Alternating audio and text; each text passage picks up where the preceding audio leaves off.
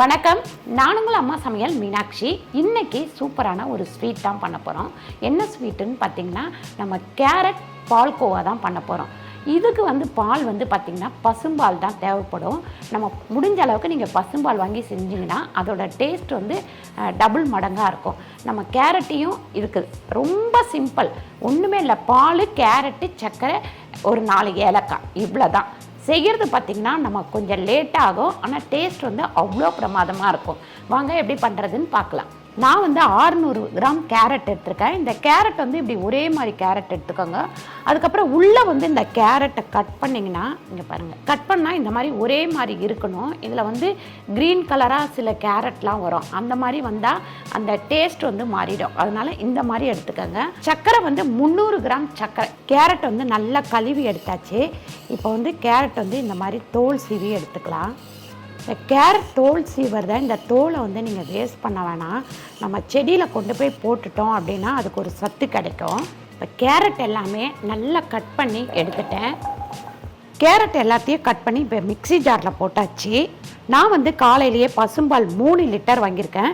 நம்ம 3 லிட்டர் வாங்கினோம்னா 300 கிராம் தான் நமக்கு பால்கோவா வரும். இப்போ கேரட் கூட சேர்க்குற தொட்டு 1/2 கிலோ நமக்கு பால்கோவா வந்துடும். கேரட் பால்கோவா 1/2 கிலோ வந்துடும்.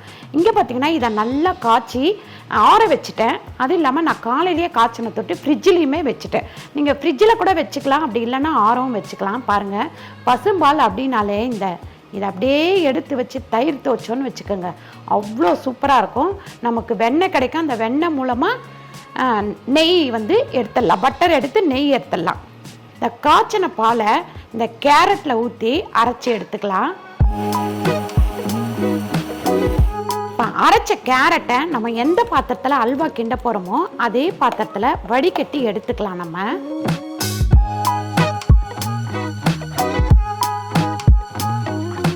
கொஞ்சம் அரைப்படாமல் இருக்குது, மறுபடியும் போட்டு பால் ஊற்றி நல்லா அரைச்சி எடுத்துக்கலாம். பாருங்கள், ஒரு 3 முறை போட்டு நல்லா வடிகட்டி எடுத்துட்டேன். அரைச்சி வடிகட்டிட்டேன். பாருங்கள், இந்த மாதிரி 3 முறை நல்லா பாலை ஊற்றி நல்லா வடிகட்டி அரைச்சி வடிகட்டிட்டேன் கேரட்டை. இந்த அளவுக்கு இது திக்காக இருக்கும். உங்களுக்கு பால் நம்ம காய்ச்சி எடுத்து வச்சுருக்கோம் இல்லைங்களா, அதில் ஒரு பொட்டு தண்ணி கூட நம்ம ஊற்றக்கூடாது. தண்ணி ஊற்றாமல் காய்ச்சினா தான் நமக்கு இந்த கேரட் பால்கோவா சூப்பராக வரும். இப்போ இருக்கிற பாலையும் இதில் மிக்ஸ் பண்ணிடலாம். இந்த ஆடை இது எல்லாமே இதில் இருக்கணும். பாருங்க, இந்த பால் எடுத்து இப்போ அடுப்பில் வச்சுட்டேன். நம்ம கைவிடாமல் கிண்டிக்கிட்டே இருக்கணும். இதுக்கு கிட்டத்தட்ட நமக்கு 1 மணி நேரமாவது ஆகும் இந்த பால் வற்றி நமக்கு பால்கோவா வர்றதுக்கு. நல்ல அடுப்பு பக்கத்தில் ஒரு ஸ்டூலை போட்டுட்டு உட்காந்து அழகாக கிண்டிக்கிட்டே இருக்கலாம். நீங்கள் இந்த பால் கொஞ்சம் காஞ்சதுக்கப்புறம் நம்ம மறுபடியும் கிண்டி விட்டுக்கிட்டே இருக்கணும். இது 3/4 மணி நேரத்துலேருந்து 1 மணி நேரம் ஆகும்.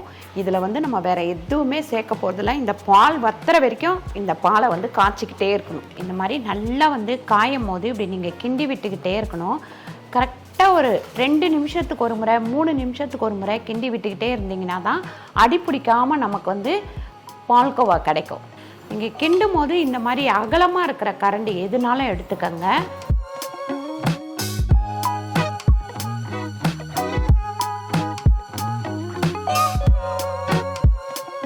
இப்போ பார்த்தீங்கன்னா இன்னும் கொஞ்சம் நல்ல திக்காயிடுச்சு பாருங்கள்.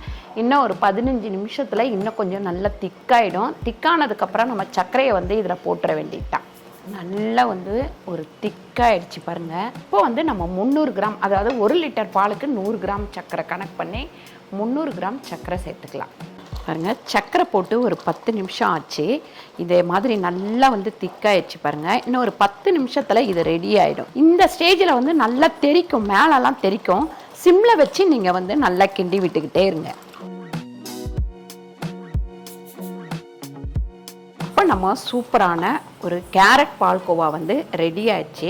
கடைசியில் ஏலக்காய் பொடி போட்டு நல்லா ஒரு மிக்ஸ் பண்ணிவிட்டு அப்படியே ஆஃப் பண்ணிட வேண்டியதான். ஆஃப் பண்ணிவிட்டு அப்படியே எடுத்து ஒரு பாத்திரத்தில் போட்டுடலாம்.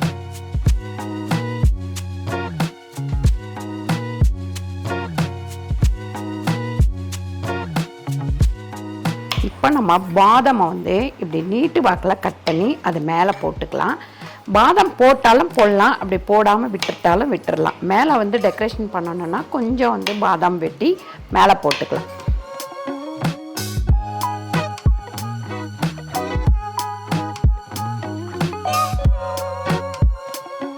இன்றைக்கி சூப்பரான நம்ம வந்து பால்கோவா, கேரட் பால்கோவா செஞ்சாச்சு. கண்டிப்பாக ட்ரை பண்ணி பாருங்கள். இது செய்யறதுக்கு வந்து லேட் ஆகும், ஆனால் சாப்பிட்றது வந்து டக்குன்னு காலி ஆகிடும். 3 லிட்டர் பால், 1/2 கிலோ கேரட் எடுத்தேன். அந்த 1/2 கிலோ கேரட்டில் நம்ம வடிகட்டினதுக்கப்புறம் ஒரு 300 கிராம் தான் வரும். 300 கிராம் சர்க்கரை எடுத்தேன். இதுதான் நம்ம வந்து இதுக்கு சேர்க்க வேண்டிய பொருள். 4 பொருள் தான்: பால், கேரட்டு, அதுக்கப்புறம் சர்க்கரை, ஏலக்காய் பொடி. அவ்வளோதான். செய்கிறது கொஞ்சம் டைம் எடுக்கும், ஆனால் சூப்பரான ஒரு ஸ்வீட் வந்து நமக்கு கிடைக்கும். கண்டிப்பாக நீங்கள் ட்ரை பண்ணி பாருங்கள். ட்ரை பண்ணி பார்த்துட்டு கீழே வந்து கமெண்ட் பண்ணுங்கள். இந்த வீடியோ உங்களுக்கு பிடிச்சிருந்தா லைக் பண்ணுங்கள், ஷேர் பண்ணுங்கள், சப்ஸ்கிரைப் பண்ணுங்கள், ஃபேஸ்புக்கில் ஷேர் பண்ணுங்கள், மறக்காமல் கமெண்ட் பண்ணுங்கள். நன்றி, வணக்கம்.